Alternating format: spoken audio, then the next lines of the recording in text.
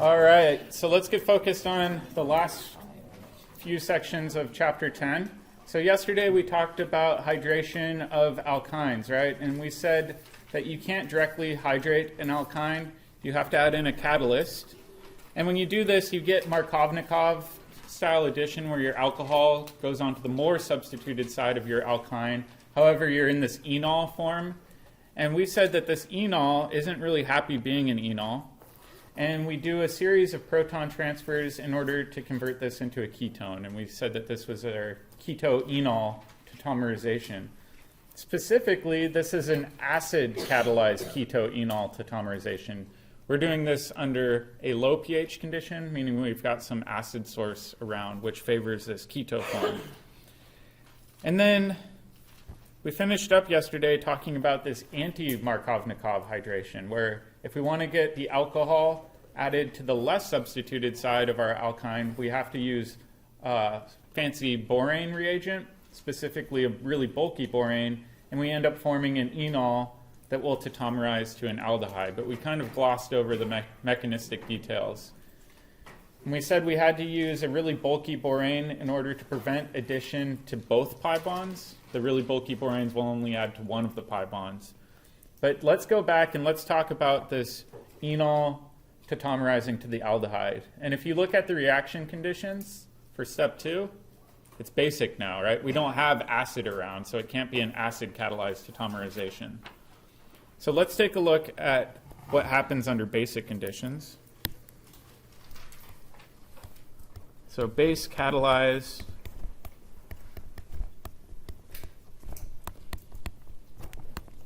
keto,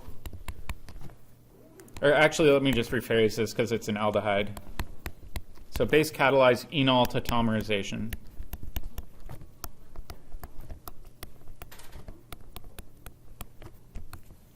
And let's try to problem solve our way through this. So we know that if we've got this alkyne and we treat it first with 9 BBN, that's that 9-bora bicyclononane, followed by sodium hydroxide and H2O2, that we're going to get some sort of enol. And specifically, we're going to get an enol where this alcohol comes off the less substituted side. So let's go ahead and draw out this intermediate. So this is our enol intermediate. Okay, but now we've got base around, specifically hydroxide. And we know the fastest reaction in chemistry is what? Acid-base, right? So then we've got to identify our most acidic proton on our enol. What do you guys think it's going to be? The alcohol, right? So we're going back to first term rules. When we're trying to identify the most acidic proton, we first look at the atoms that the protons are coming off of. So we've got protons coming off of carbon or oxygen. We know oxygen's way more electronegative, so that's going to be the most acidic proton. So let's draw the proton transfer, and I'm going to actually draw a covalent bond just so we see full movement of electron arrows, where this hydroxide steals the proton from the alcohol.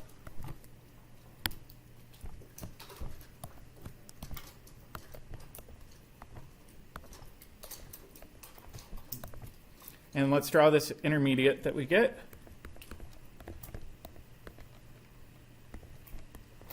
This oxygen's got a negative charge.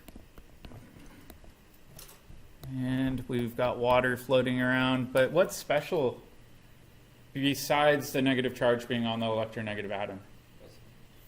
Resonance, right? So if we look at this, let's draw the resonance structure out. And remember, with resonance structures, we want double-headed arrows and we want brackets. So if we do this, this negative charge can hop down, form a pi bond, and then the pi bond will hop over and form a lone pair. Oop. Shoot. Here we go.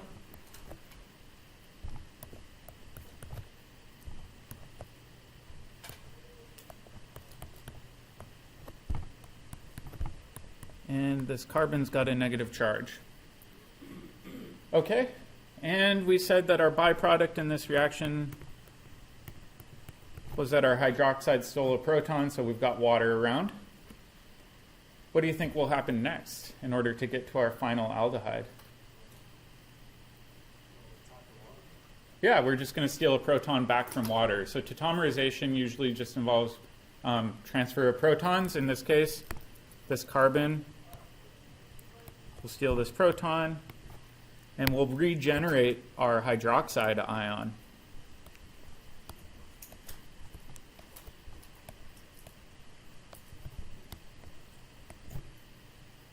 So now when we do this, we've got two hydrogens attached.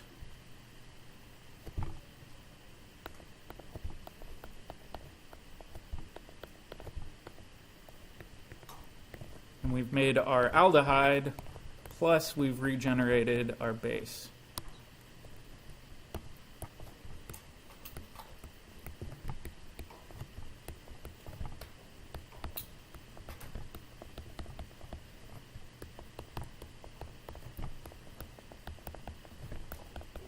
And we know that a catalyst is defined as not being consumed in this reaction, so this fits with what we were anticipating.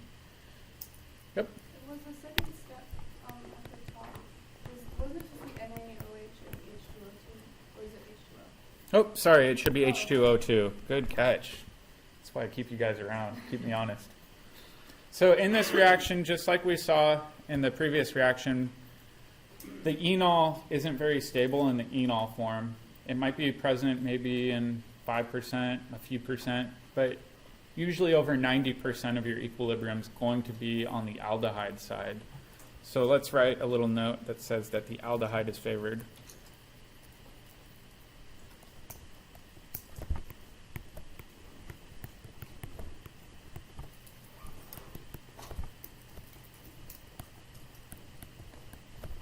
It's almost always favored in equilibrium.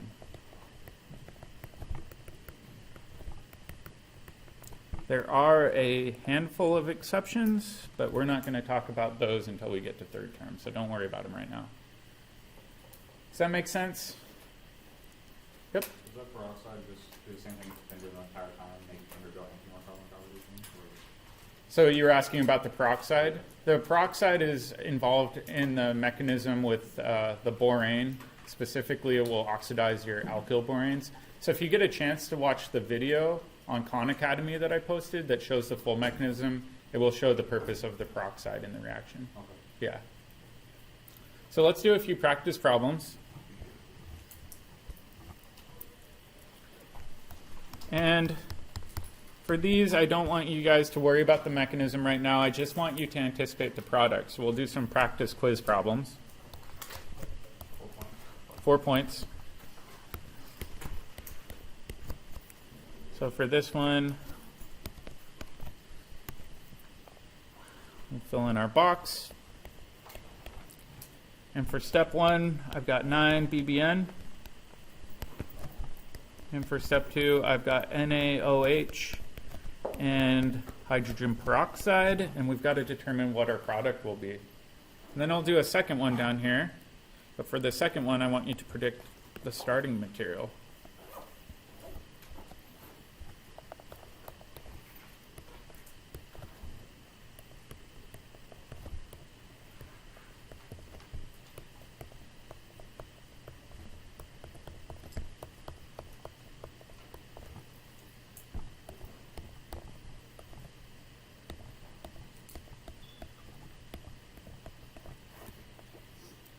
So once you think you got it, double check with your neighbor.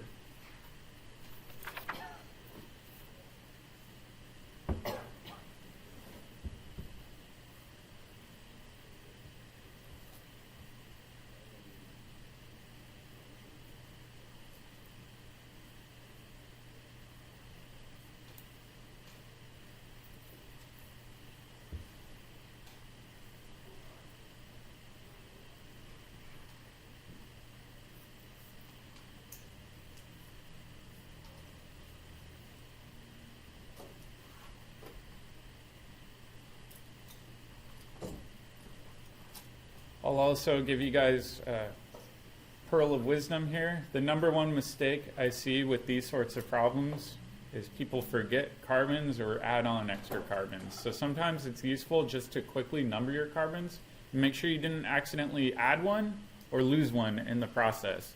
So for example, we've got 1, 2, 3 carbons coming off the cyclohexene.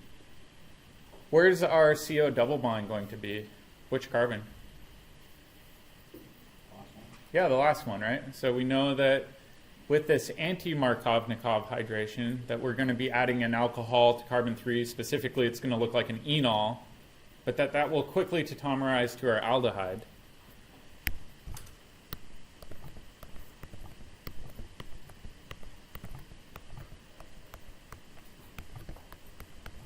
And same thing, if we count our carbons, I've got 1, 2, 3. It's very, very easy to accidentally forget a carbon. All right, let's try another one. We have to figure out what starting material we need in order to produce this aldehyde. Sorry, I'll leave this one up here in case you didn't copy it down.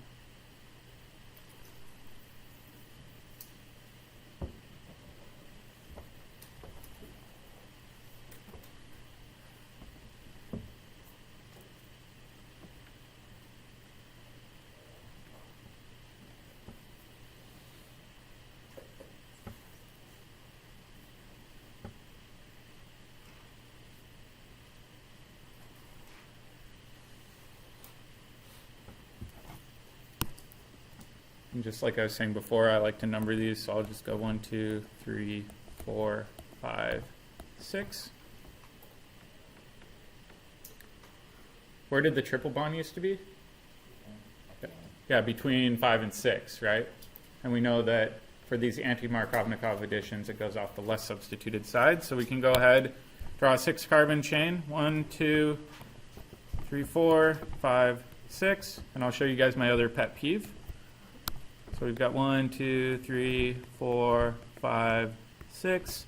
Students do this all the time where they say, all right, this used to be a triple bond. What's wrong with that?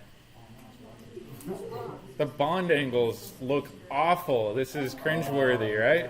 SP carbons want to be 180 degrees. Don't make me cringe. I just drew that. You just drew I didn't do it. Mine was facing the other way. So we go 1, 2, 3, 4, 5, and 6. So try to keep your SP bonds 180 degrees. Don't make them all wonky like that. All right, you guys ready for a more challenging one? Let's do it. As long as it's not as challenging as it's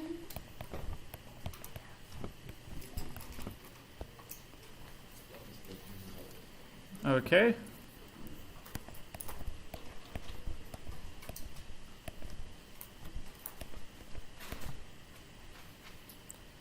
Let's do this.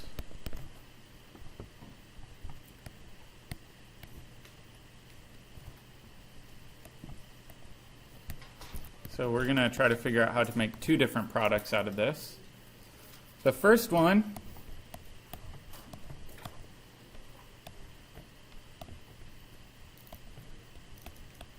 is an aldehyde, and the second one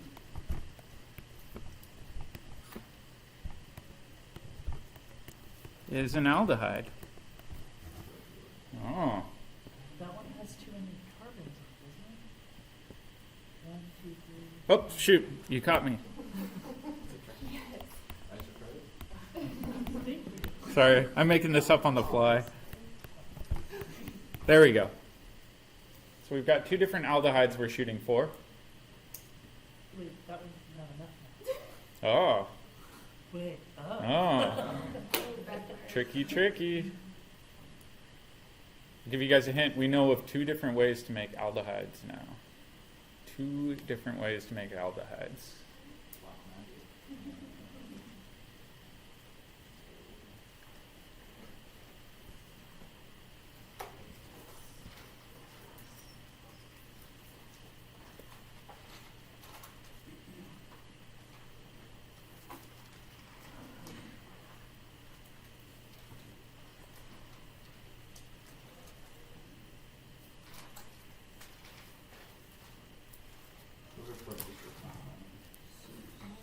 So I'll give you guys a minute to work on this, but check with your neighbor and see if you agree. And I'm going to just shift this around for simplicity's sake, and then we'll fill in the remaining stuff later.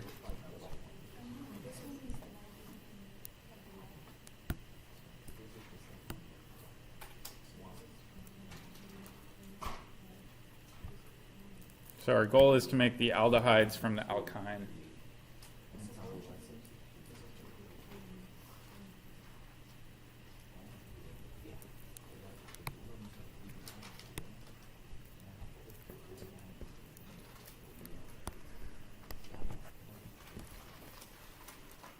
Hopefully you guys can get this first reaction. I hope so.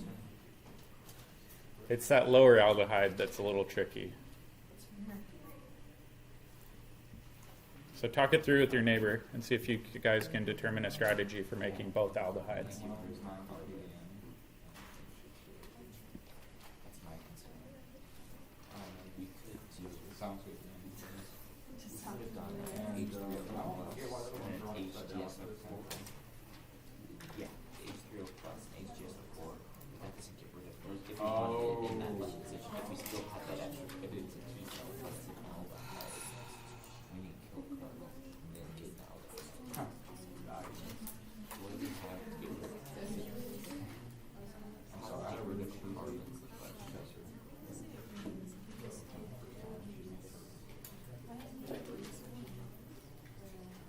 She couldn't say basic ozone base, but she realized that and they were using the function Right. Mike, how do you get rid of the carbon? There's also a carbon taken out. It's supposed to be one less carbon? Okay. Until it says just kidding. Okay. I have no idea. I'm stuck on this one. I don't know how you get. I assume he wants us to use H3O plus HGSO4, but I don't know why we get rid of that extra and then do something else to it because we have to get rid of a carbon somehow. the back of So if we make a ketone, it would be on that one. And if we somehow remove the carbon off for hydrogen, I just don't know how we would do that. How do we break a carbon? That's the question. Does anybody think they've got both of them? Let's just knock out the first one. First one's pretty easy. What reagents do we need to convert that alkyne into the aldehyde? 2 steps, 9 BBN. Yep, 9 BBN. NaOH, And then H2O. step 2 is it. And then step 2 is NaOH, H2O2. So now the next question is, this is one way to make an aldehyde. Obviously, most of you guys caught that the aldehyde on the bottom right-hand corner is missing a carbon. What's another way we know of to make an aldehyde? Ozonolysis was our other route for making aldehydes, right? So if we think about this, we said if we have an alkene, we can do O3 followed by what? DMS. Zinc and water, or DMS. And if we do this, we're going to lose a carbon in that process, right? So in this case, we end up doing that cut reaction, and we insert the oxygen, and we make our aldehyde. So we could have done ozonolysis, and then the question is, well, how can we get from our alkyne to our alkene? Elimination? Maybe not. H2 gas with Lindbergh's catalyst. Yeah, you guys remember the reduction the other day of converting between alkynes and alkenes? We have two different routes. The first one was H2 and Lindler's. Or, what was the other route? If we don't care about cis or trans? Oxidizing metal with something. Yeah, the dissolving metal reduction. So in this case, we could have done sodium metal and liquid ammonia. So really it doesn't matter because we're not making a cis or a trans alkene here. And then after we make our alkene, we can do ozonolysis to make an aldehyde. So basically what we're doing is we're expanding our toolbox. We now have more than one way to make aldehydes. Hint, hint, pod, hint, hint. All right.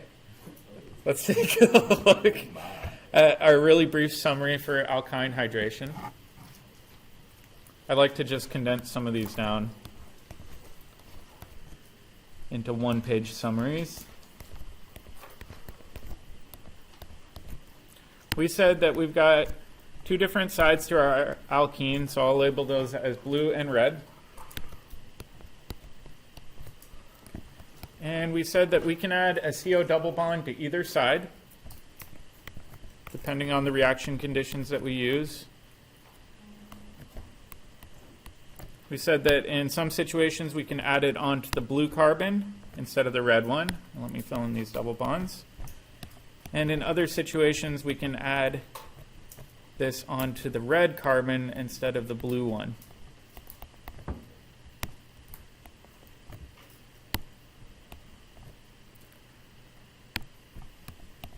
And we referred to this one as our Markovnikov and this one as our anti-Markovnikov.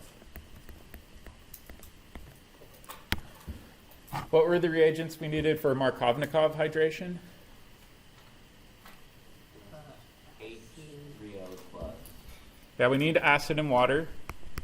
So usually the acid that's used is H2SO4 and water.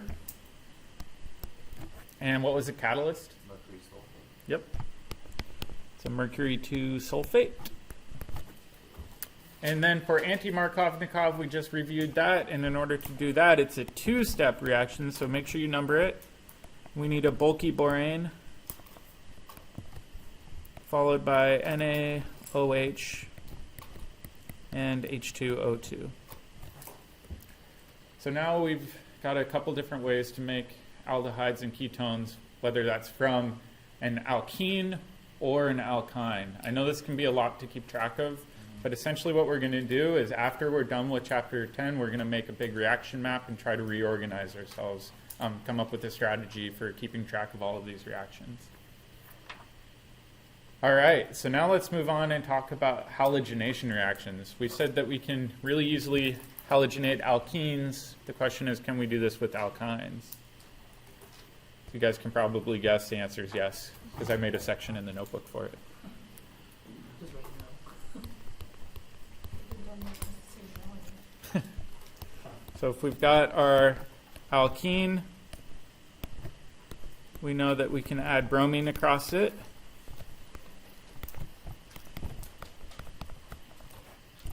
And is this syn or anti-addition? Anti. However, it doesn't really matter in this case because we're not forming two stereocenters. But if you are forming two stereocenters, it's really important that you show them as anti-products. With alkynes, we can try a similar reaction.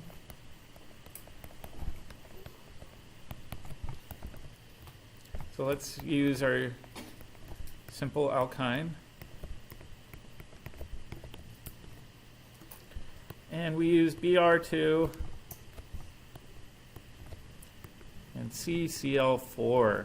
This is carbon tetrachloride. This, Did you say carbon tetrachloride? yep, carbon tetrachloride. So that's CCl4. So 4 chlorines around a central carbon atom. It's an unusual solvent. Chemists prefer not to use it because it's toxic. It's really bad for the environment, but it is essential for some reactions because it is very inert. It really won't do much chemistry. And that's because all the chlorines pull it away, so even though it has all those it has no net dipole. Right? Exactly. CCl4 has no net dipole because it's tetrahedral and each of the individual dipoles cancels out. This stuff is super duper dense, by the way. If you try to pick up a jug of it, it's about, I want to say 4 times heavier than water by volume. It's very heavy to transport. So let's try to figure out what this product will look like. We know we've got a pi bond that can add across. So let's do one addition first with 1 pi bond. And most people get really stuck and they say, you know what, it should be anti-addition. We still have this hydrogen. The odd thing is that there is also syn addition a little bit. This is our major intermediate. And this is our minor intermediate. So anti is still favored, but you do observe a little bit of syn addition as well. We're not going to get into that. It gets a little complicated, and it's, to be perfectly honest, not well understood. What happens if we add in another equivalent of Br2? What do you guys think? We still got a pi bond, right? So we can just add it in again, right? Two pi bonds means we can do 2 addition reactions. It doesn't matter which one we start with. Both of these will continue on. So if we have another equivalent, we'll just add in more bromine.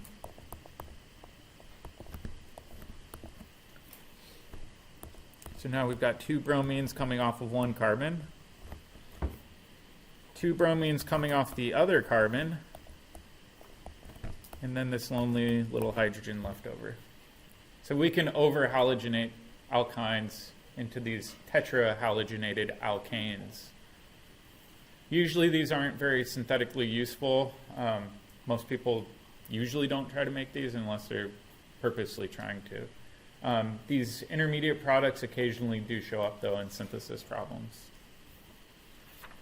All right. Are there any questions with halogenation? Yep. You say major and minor. How, like, what's like the split as far as percentages? Like, when you say major and minor? I would have to look up in the textbook, but I'm sure it depends on the substituent. So in this case, a methyl group might have one ratio, but if you switch it to a phenyl group, the ratio of major and minor might change significantly. So we need to know that, though, if we're going to use it for synthesizing, instead of going to the tetra substituted haloalkane, we might go to something else using the intermediates? Usually, in my class at least, I want you guys to know that syn addition of halogenation is going to be major. Okay. That's the extent of it. I'm not going to ask you what percentage or anything like that. I thought it was anti. Or sorry, anti is major, syn is minor. Is this kind of like the halo halogenation, where if it's in excess, we don't even see the intermediates? If the PR2. Yeah, if Br2 is in excess, you'll overshoot really quickly to your tetrahalogenated alkane. All right, let's do one last reaction today, and then we'll call it quits. This reaction is also analogous to a reaction we saw in Chapter 9. This is ozonolysis. Most of you guys thought that this one was fairly straightforward, and it is for alkynes too. So let's review alkenes, and then we'll jump into alkynes.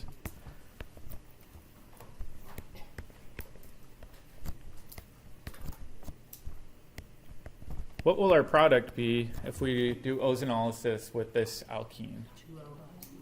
2 aldehydes, right? We said before we've got these molecular scissors, so to speak. Yep. Oh, sorry. My brain's fried today. H2O. So we're going to form an aldehyde on this side. We're going to form an aldehyde on the other side. However, these are really just the same thing, right?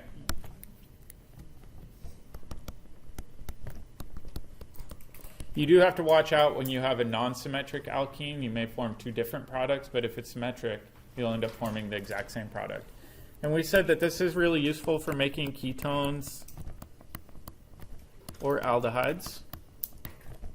It depends on the substitution pattern of your alkene. Let's take a look at with alkynes.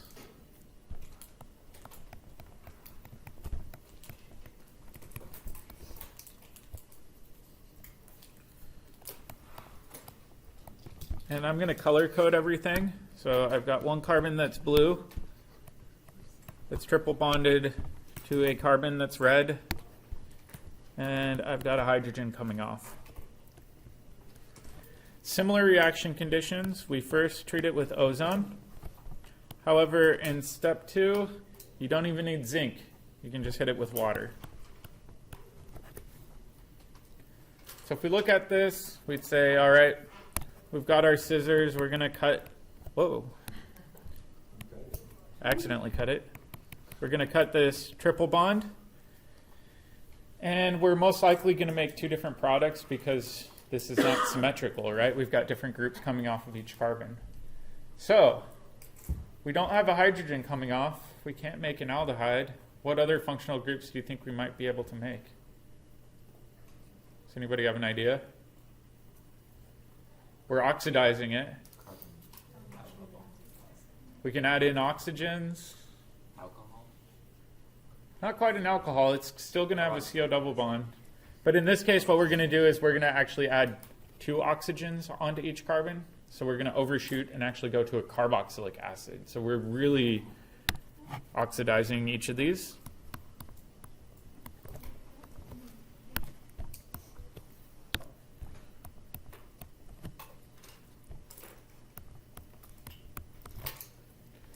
And then the question is, what will happen to that red carbon?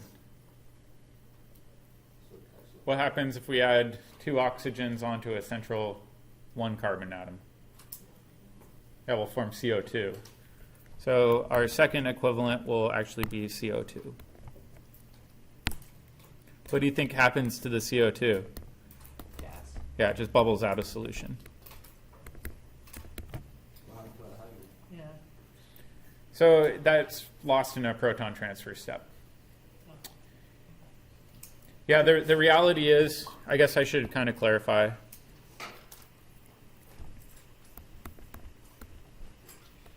Goes to water. That you have formic acid and water that will quickly rearrange into carbon dioxide that'll decompose. So the reality is this is an equilibrium that's super tiny that way. All right. So in general, this is a really good way of removing carbons off of terminal alkynes and forming a new carboxylic acid. Really, this is the only way we know of for making carboxylic acids at this point in time. So let's do a little bit more practice.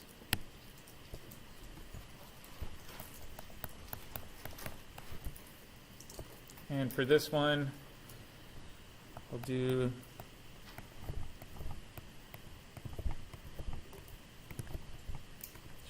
there we go. Followed by water. And so the question is, what products will we get out of this reaction? So I'll give you guys a minute to work on this. So if we do 2 osmoles, does we make some alkene with and then it goes on to the next one? Why don't we need zinc for it to go past an alkene? That's a good question. Is it like It's just much, much more reactive. The other one you had to have a stronger reducing agent. This one you really don't need a reducing agent. Does it have anything to do with the pKa? It just makes it more alkyne, more reactive. I'm not sure. I'll have to look into it a bit more. Remind me and I'll look it up.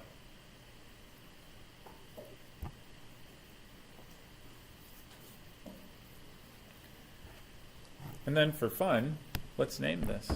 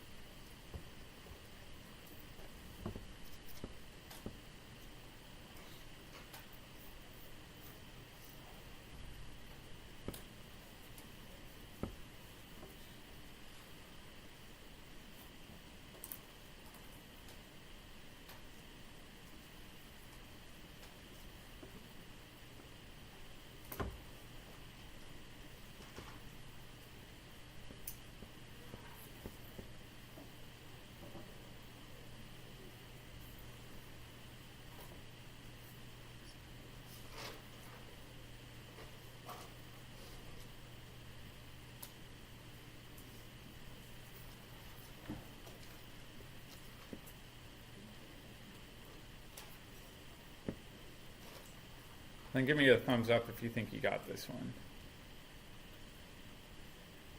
Give you guys a hint too, you only form CO2 when you've got that terminal alkyne that has a proton coming off the end. If you have an internal alkyne, meaning it's between 2 carbon groups, you're going to form 2 carboxylic acids.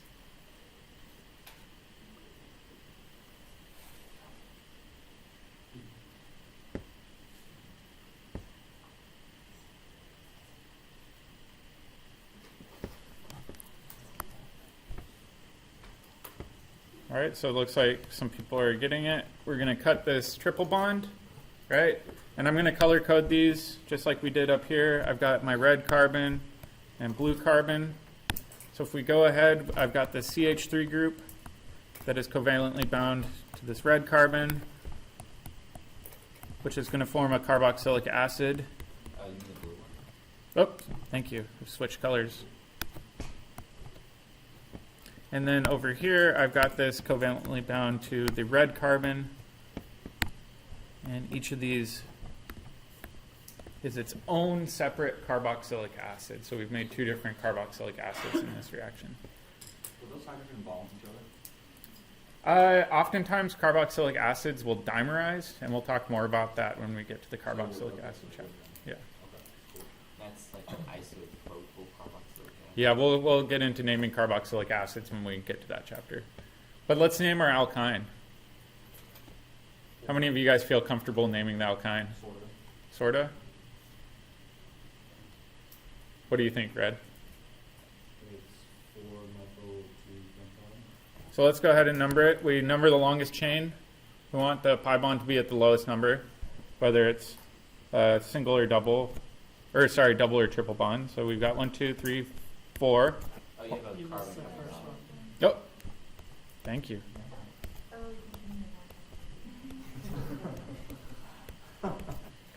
I don't disagree.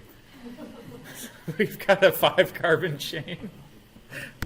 So this is 4-methyl 2-pent-ine to indicate that we've got that triple bond. All right. Do you guys want to do one last practice problem?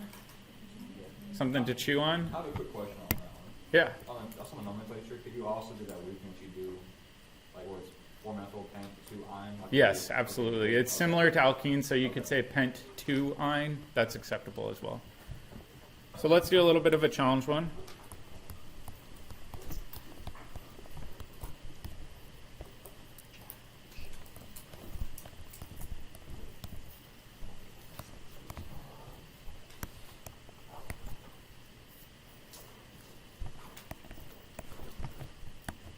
So this is a multi-stepper.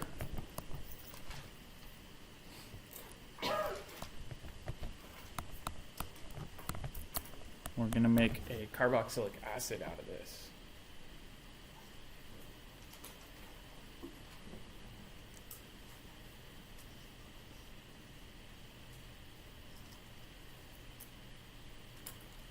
And like I was showing you guys before, I ignore the starting material at first and I just do single steps backwards.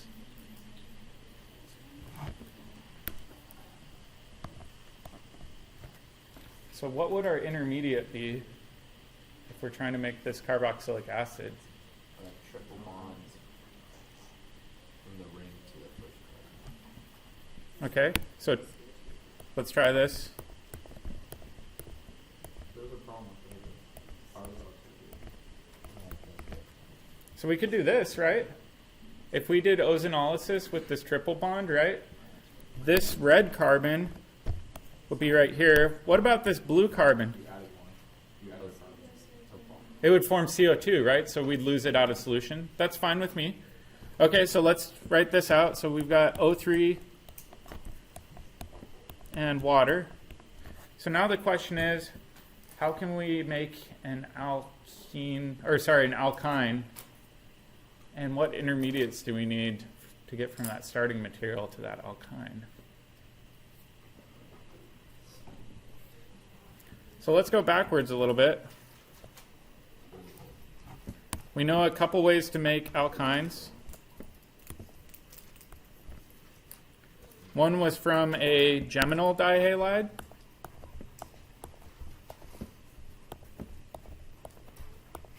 Where we had two halogens coming off the same carbon. And one was from a vicinal dihalide.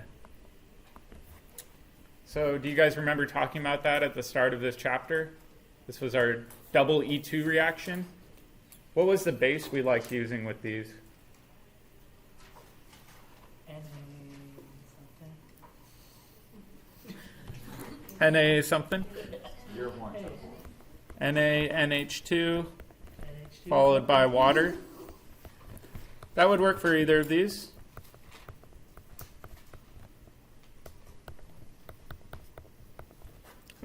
And then I'll leave you guys with this to think about over the weekend. Which one of these would be the better precursor? And then how can we get from this starting material to one of these? So I'll give you guys the weekend to think that over. And then if you want to stop by my office, we can talk about it. And then when we come back on Tuesday, we can talk about this in class. All right, have a good weekend. Remember, we don't have class on Monday. If you're in Monday lab, your lab reports will be due the following day, so on Tuesday in class. Remember to try to work on your lab reports earlier, though.